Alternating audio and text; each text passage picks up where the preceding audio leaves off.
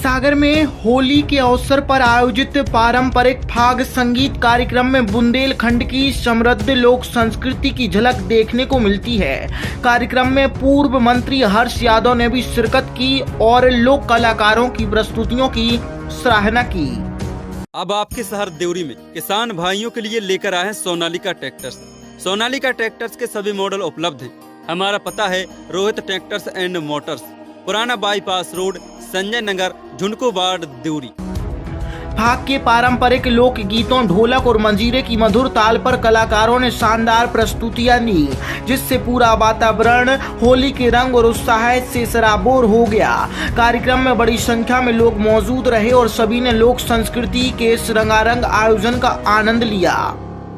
इस अवसर पर वक्ताओं ने कहा कि फाग जैसे पारंपरिक कार्यक्रम बुंदेलखंड की पहचान है, जिन्हें सहेज कर रखना जरूरी है।